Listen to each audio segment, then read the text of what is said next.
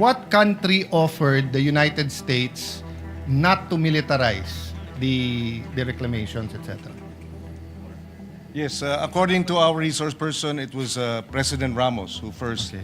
requested not to militarize the area. Mr. Okay. President. Not bad yung taga-DND, sir. You got 1 out of 4 questions correct. Not bad. The first to reclaim was Vietnam. The most aggressive to reclaim and most islands is Vietnam. Yes, that's correct. The most aggressive is Vietnam. The country to first propose to President Obama not to militarize na hindi tinanggap ng American government is China. President Xi was still vice president there. It's recorded in many books. I recommend you read yung kay Mahubani, a great diplomat, a great professor of the Lee Kuan Yew School of Government. No? Instead of saying yes, they continued to send their navy ships because of the freedom of navigation. And China reacted the same way that US reacted to missiles on Cuba. No? So the next question, Mr. President, inside our EEZ, sino ang pinakamaraming reclamation? Right now, it is, as I'm made to understand, it is Vietnam. Okay. Sinong pangalawa? Again, according to our DND resource person, China is the second. Okay. Mali po, it's Malaysia. So, tama ako, Malaysia.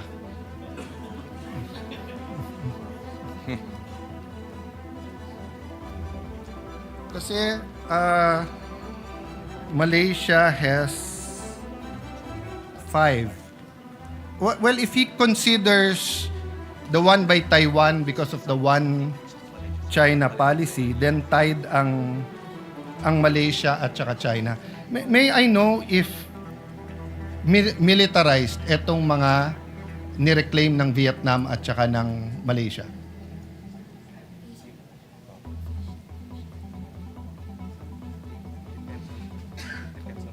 Kung naglalagay ng militar. Yung sa Vietnam din, pero militar. Yes, according to our resource persons in Vietnam, there are military personnel and officers. And So officials. military personnel lang naman, but hindi militarized. Well, yes, he not in the context or not. In the context of the China. Yes, not in the relative to. Okay. the- Ang Malaysia po. Sa Manila, sir, may militar, then they also be civilianized island. Similar. They have the military, but they also have civilianized islands, Mr. President.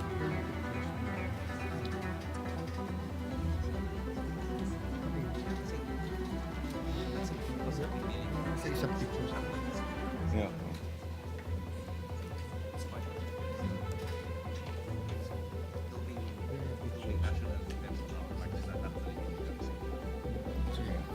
Mr. President, I'm looking for the pictures, but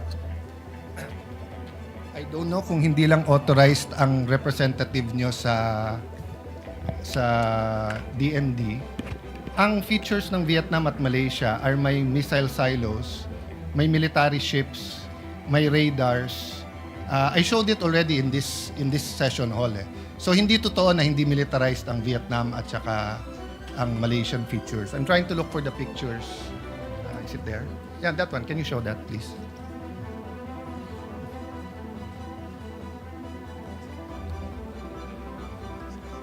Nasa part 2. Oh. Mr. President, during the time of President Duterte, while they're readying the pictures, parating inuulit-ulit ni Justice Carpio, pag hindi ka nag-protest, malulusaw, I don't know his exact term, pero maapektuhan daw claim natin. Did you hear that noise during that time?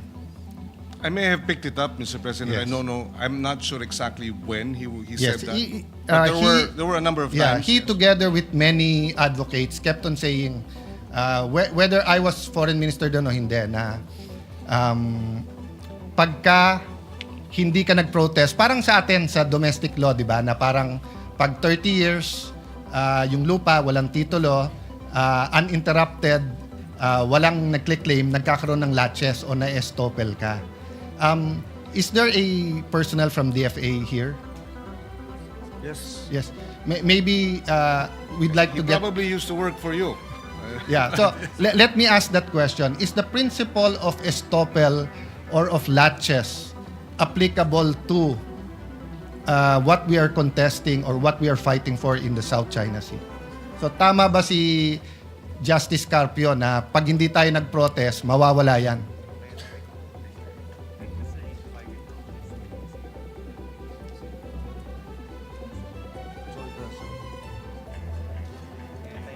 As a general principle, the resource person says yes. Latches may, over time, affect our claims, Yeah. Mr. President. Maybe we have to correct that, Mr. President. Napakadelikado ng statement na yon. Alam niyo bakit? Kasi nung panahon ni President Aquino and even during the Duterte time, we did not protest Vietnam and Malaysia. So kung tama yung sinasabi ni Justice Carpio, wala na tayong claim sa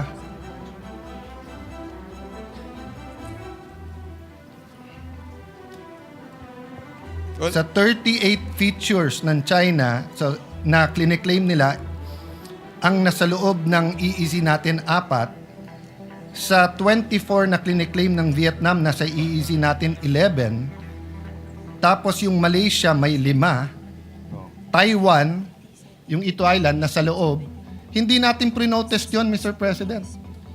So, let's dispel that malicious political statement because it is not a legal proposition. Wala sa UNCLOS ang latches at saka estoppel. Wala po doon. Hindi, ibang-iba yung law of the sea sa law of land.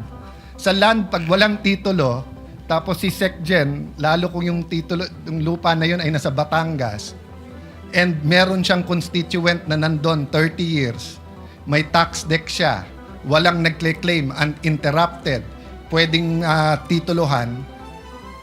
Pag biglang ako, kapitbahay niya, 1 year later sabihin, akin yan, hindi na pwede. May estoppel na may latches na Hindi totoo yun sa law of the seas. Kahit 1,000 taon, kahit bumangon yung mga mummies at dun sa mga pyramid sa Egypt, atin pa rin yun. No, Mr. President? I mean, we don't have to debate it today, courtesy if the DFA wants to answer that. But if that is their answer, and that wasn't their answer to me when I was secretary, because I asked everyone in DFA, I asked them, kung tama si Justice Carpio at hindi nag-protest during the time of President Aquino, we will file the protest now. Sabi, sir, hindi kailangan. At saka, sir, pag nag-protest ka sa Vietnam at Malaysia, tayo magkakampi ngayon kasi mas malaki ang China. Tayo sa ASEAN ang nag-uusap-usap.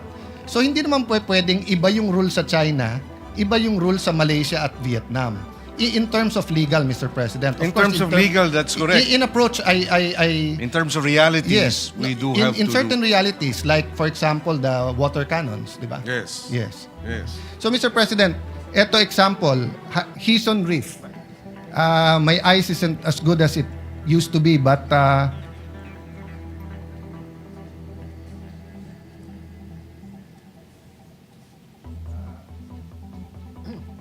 read the radar, I see the battle tank. Go to the next slides para lang makita. Ito, Bailang K. So, makikita nyo po dyan, meron pong bunker. Meron pong gun shelter. Meron pong open. Ayan. May battle tank.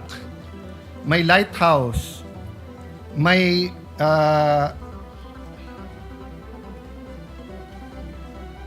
speedboats. May pier. Next slide. The Sincoe East Reef, if I'm pronouncing it right, ha? Meron tong 3-sweep twisted blade turbine for power. May battle tank. May 12.7 mm HMG. concrete bunkers. At the time I got this and President Duterte allowed me to show it, ongoing pa yung construction nila. Next, Vietnam, Pugad Island. Sa Pugad Island, may battle tank, may anti-aircraft artillery. So let me ask the DND representative, through of course you gentleman, ang mga airplano ba natin, helicopters or Coast Guard, dumidikit sa mga island ng occupied ng Vietnam?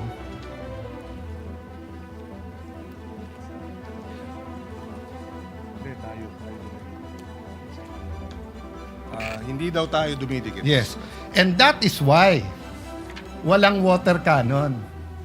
That is why hindi natin napapanood sa balita yung "you are in Vietnamese territory, move out." Because iniiwasan natin yung sa Malaysia at Vietnam.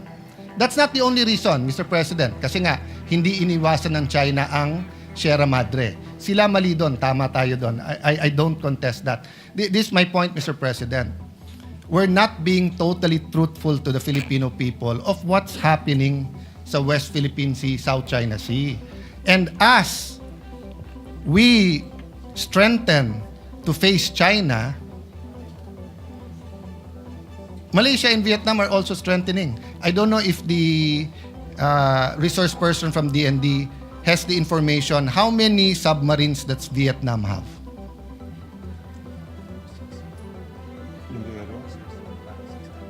There are a number Yes. of And how many does Malaysia have? also. There I'm are, sorry, sir. I know you don't have it offhand, but enough to say na marami. How many Philippines has? Except, hindi kasama yung kay Chabit na submarine na ginagamit niya sa Ilocos, ha? How many submarines does the Philippines have? according to the DND, we have no submarines, Okay. Mr. President. So, in long story short, we don't really have a strategy except the transparency strategy against China, but more so, we don't have that concrete strategy against Vietnam and Malaysia. Although we're friendly, Vietnam and Malaysia, as seen in all of this, have a strategy against the Philippines. In this last one, tignan mo po yung Quay. Tignan nyo po yung landingan nila, no? Dun sa Pugad Island, Let's go very fast with your permission just to show you yung Malaysian. Let's go to the Malaysian. Ayan. So yan ang example po, oh. May runways na rin sila. Next slide. Swallow Reef.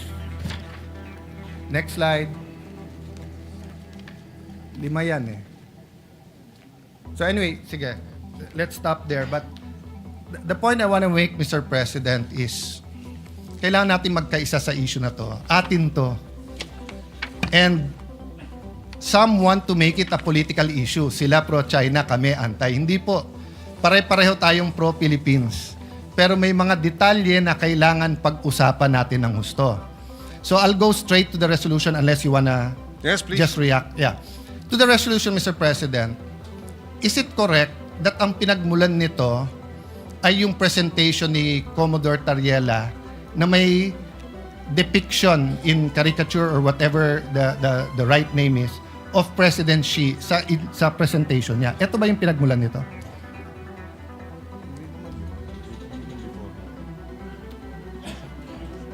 I think that may be one of the issues raised, but I don't think it began with that, Mr. President. No, Mr. President, because bago po yung yung Chinese ambassador eh. So, all the disputes with the former ambassador, kung meron man, was covered by the 19th Congress eh. Kompleto naman tayo ng resolution eh. So, lumala ito nung nagkaroon ng caricature regarding the president of China. So, asan yung side by side? Pakita mo. So, siguro ito question ko. Let's, with your permission, Mr. President, Senator Pangilinan, let's focus on Commodore Tariela muna, no? Let me state this for the record muna, ha? I don't doubt his patriotism. I don't doubt his contribution to the cause. At lahat ng ginawa niya na opisyal at tama, wala akong problema. Okay. This is one picture. Pero nasan yung picture ni Presidente na nung sa ASEAN ba yon o sa APEC? Hindi, yung nilapitan niya bigla si President Xi. Meron ka nun, di ba? Ito muna. Ano sa dalawa ang opisyal ng Pilipinas? Yung mag-usap tayo, magdebate, ipaglaban natin atin, pero sa simbolo ng watawat at sa simbolo ng Pangulo ng bawat bansa, cordial tayo, or ang opisyal ba natin ay umikot tayo at gumawa tayo ng mga caricature at siraan natin ang image ng presidente ng kabila? Which is our official policy? If I may just clarify, Mr. President, because the mention of the caricature. Mr. President, according to the information, the caricature came out January 14. But even before that, Mr. President, I publicly came up with a statement expressing concern about the military exercises, live military exercises undertaken by China in the Taiwan Straits. That was in December. And there, Mr. President, I was called out by the Chinese embassy spokesperson saying, reminding me that I should respect the one China policy. And so the issue of Tariela cannot be isolated, Mr. President. Okay. So, And therefore, if I answer this, it is simplifying, Mr. President, the whole resolution into Tariela's statements. No, it's not, Mr. President. Mr. President, I'll go to the one China policy later on and why you were called out. Because if you remember, the president himself was called out. Exactly. But not Mr. by President. no, because that's their duty. Well, and this is our duty to respond. Yes. Mr. President. Yes. Yes, it's your duty to respond, Mr. President. But To uphold the rights, to uphold our independence, to uphold our freedom of speech, Mr. President. yes, Mr. President, but one of the red lines of China in their diplomatic relations with any country, including the United States, is the one China policy. That's why when the Speaker of the House of US went to Taiwan, they were called out. And there was no issue. Mr. And President, and they called, Mr. President, let me finish. Yes. They called, and there was a debate. When President Bongbong said we have to prepare, President BBM, nag-statement. So, wala namang issue eh. Eto stand natin, eto stand nila. Except that, What's Mr. the President, issue there? my experience with Chinese statements, Mr. President, is that they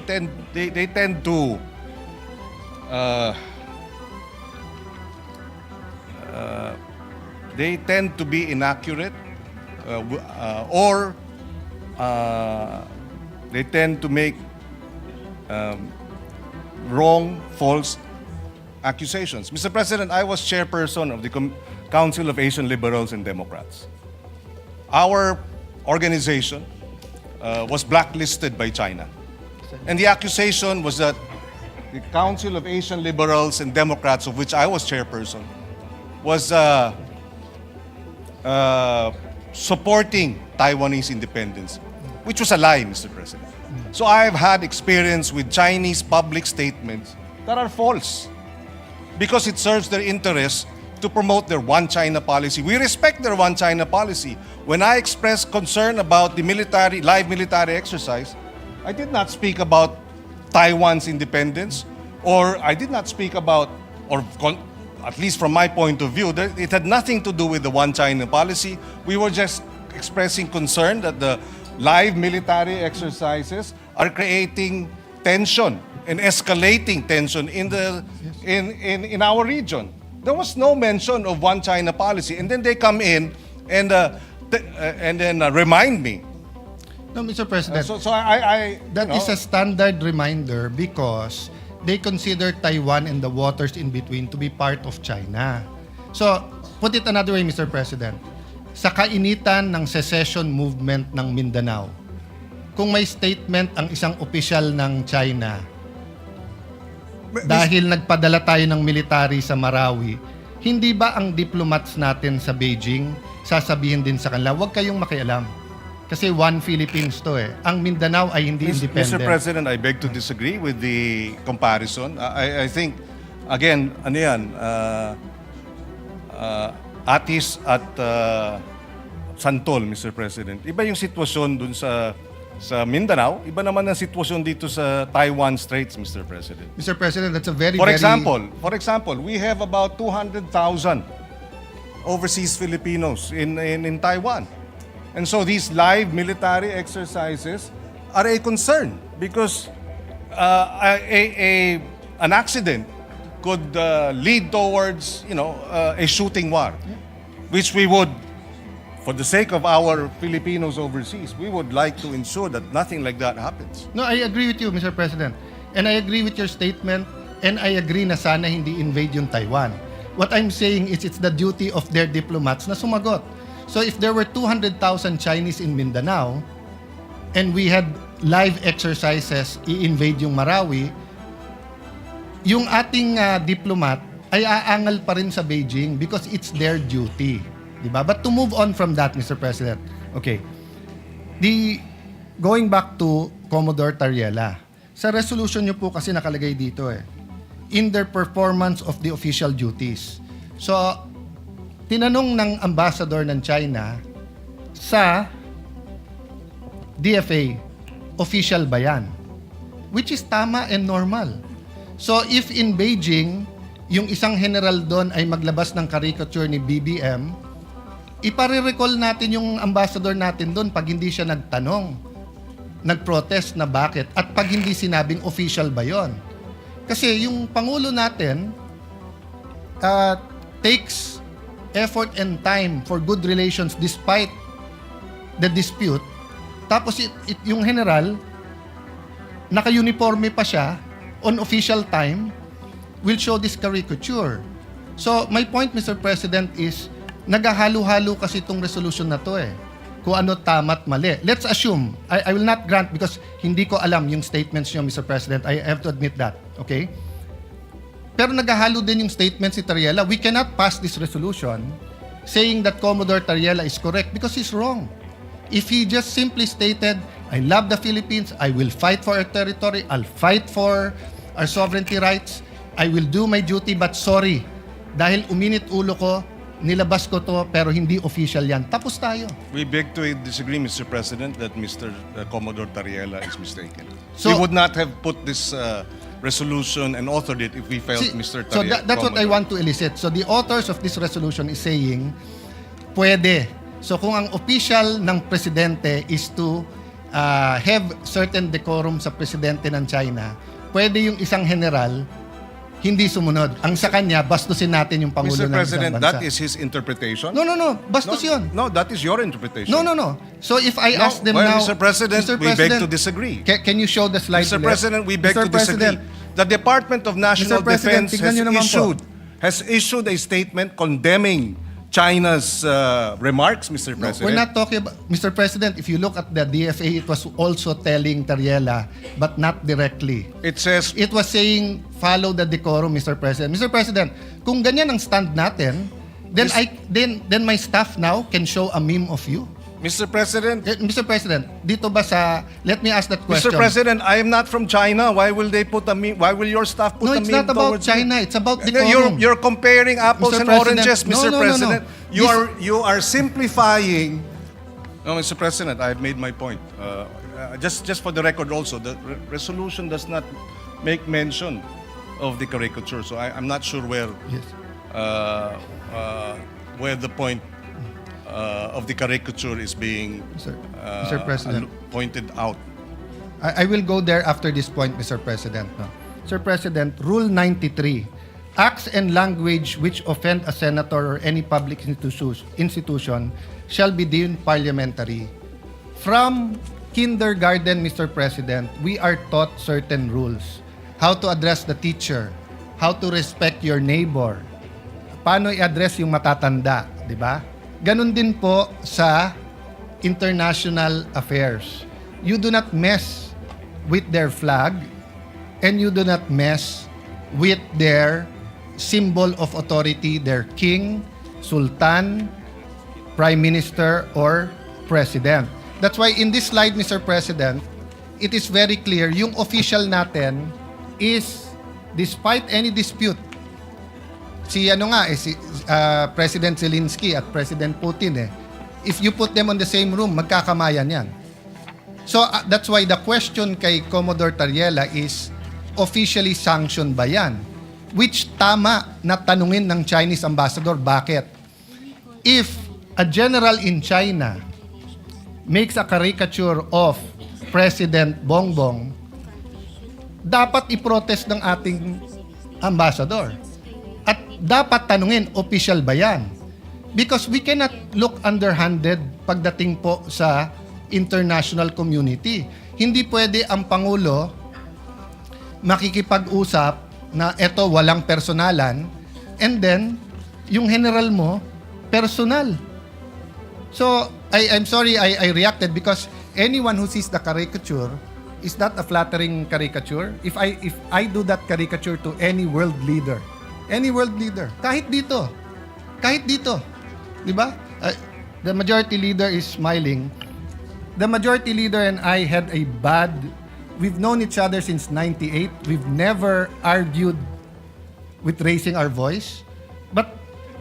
But umabot. I didn't even remember what I said. We apologized to each other. Bakit? Mali. Pero tama yung pinaglalaban mo, bro. Tama pinaglalaban ko. Mali yung paraan paano natin pinaglaban. So wala akong problema sa pinaglalaban ni Commodore Tariela. Pero hindi naman tayo fraternity dito sa Pilipinas na mali na nga brad mo, pero dahil bugbugan sa ibang bansa, sasabihin mo tama brad mo. Mali. I don't propose a resolution, but the guy should apologize and just say na tama pinaglalaban ko, pero mali na ginawa kong ganyan. Now, if he wants to do that, he resigns his commission. He can go around, he can join the media, he can be a blogger, he can be a professor, he can be like Ronald Llamas and call himself a influencer or a political analyst, di ba? But when you're in uniform, the other countries will ask you, official ba yan? That's standard, Mr. President. Kaya tayo nagkakaproblema. Mr. President, wala namang problemang magtanong sila. Pero itong mga bitiw na salita nila sa kanilang Facebook official pages ay hindi katanggap-tanggap. Number one. Number two, kahit sa China, Mr. President, kinakarikature ang ating Pangulo ng state-controlled, China state-controlled media. Na alam natin, walang lumalabas dyan na hindi aprobado ng Communist Party. So merong China, Xinhua News, andito si BBM, may caricature, andito rin. So maliwanag, Mr. President, na they too, through their official channels, Sir President. come up with caricatures, Mr. President. Sir President, yun po, with all due respect, Senator Pangilinan, and dapat ina-advisean ng DFA ng tama, hindi po mangga sa mangga o atis sa atis yan. Communist countries, including Vietnam, Cuba, North Korea, pag news outlet nila, although alam natin in reality, may say sila, just like PTB4, in reality, hindi dapat, but in reality, kahit sinong administrasyon ay may say sa PTV4, is not considered track 1. Hindi siya track 1. So kung hindi ka track 1, pwede ka mag-caricature. Media yun eh. Kahit na alam ng Communist Party. So if our diplomat ask, is that official? Sasagutin ka, that's our news. Hindi kami. Which is Mr. President, and therefore okay lang. No, it's not okay lang. Well, It's not okay lang, Mr. President. Why It is the when we international- defend when our officials caricature, it's not okay. But when their state-controlled news caricatures, it's okay? No, Mr. President. There is an Yun naman pala eh. international... So what's the issue? No, Mr. President, there's an international order in foreign relations. And when these countries that control state media do it, it is accepted that it is not track 1. But when democratic countries have generals who do that, it destroys the order. Nagmumukha tayong childish at bata, nasisira po ang kredibilidad mula sa Pangulo hanggang sa Secretary of Foreign Affairs. Kung hindi sila napapahiya na ginagawa ng state news, tayo napapahiya. Kasi walang maniniwala na gagawin ng general yan at hindi siya ipagsosorry tapos sasabihin hindi siya opisyal. Well, again, Mr. President, if taken in isolation, and that's the difficulty here, the good senator is taking it in isolation. That was January 14. December pa lang, pinuntirya na ako. Si Senator Risa Ontiveros, the same. Nung nag-statement ang Congressman Laila and Congressman Jokno, tinira rin.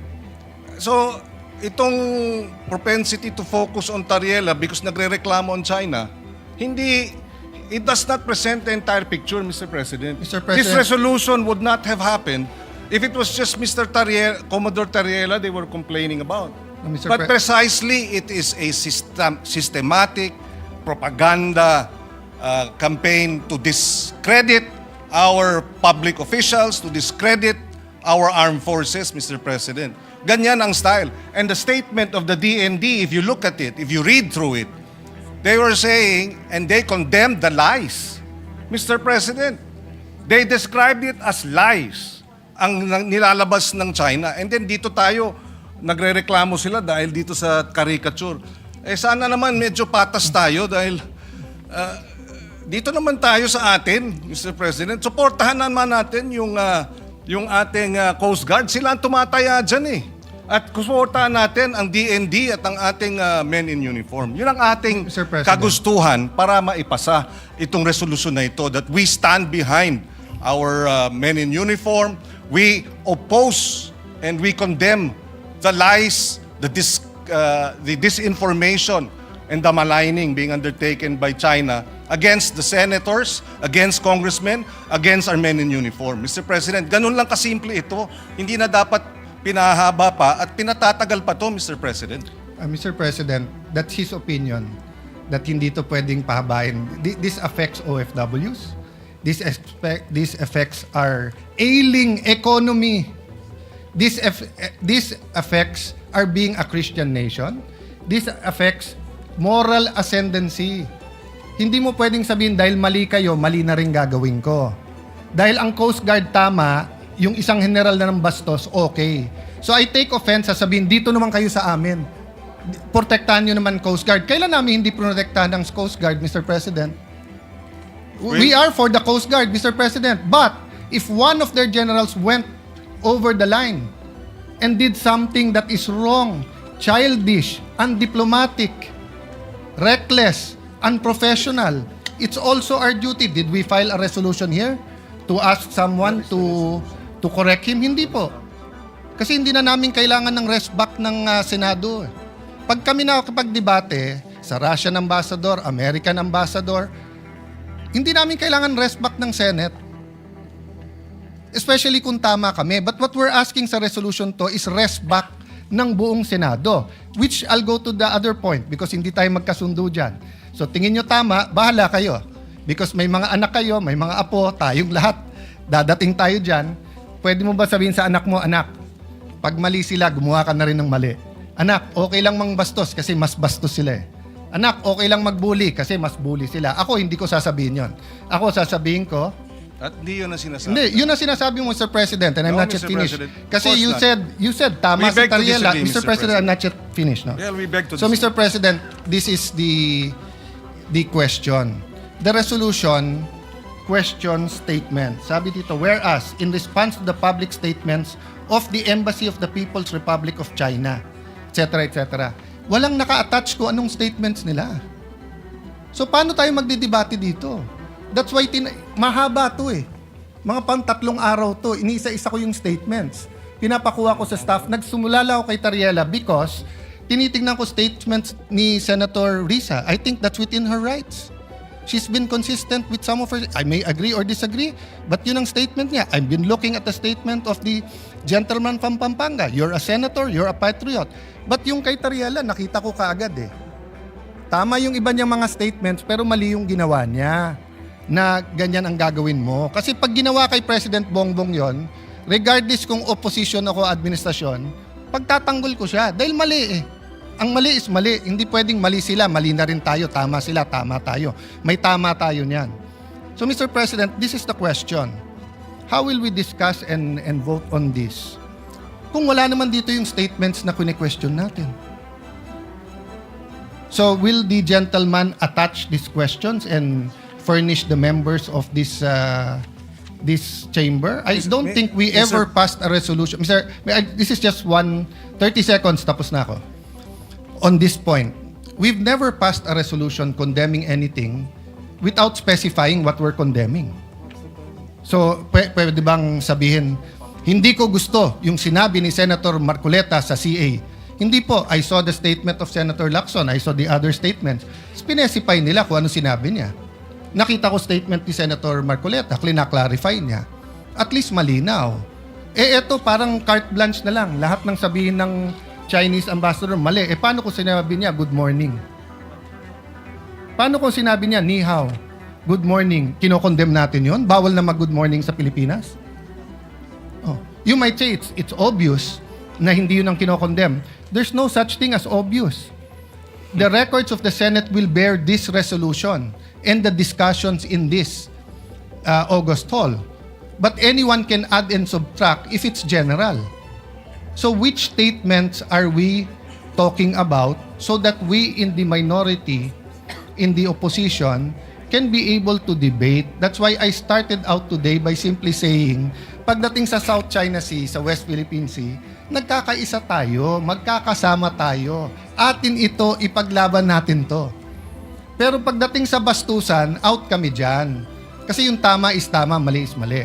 So ang question po ngayon, what will we do, gentleman from the esteemed senator, gentleman from Pampanga and the author, will you supply us or will we annex or add whereases so that we will see ano ba tong statements na to?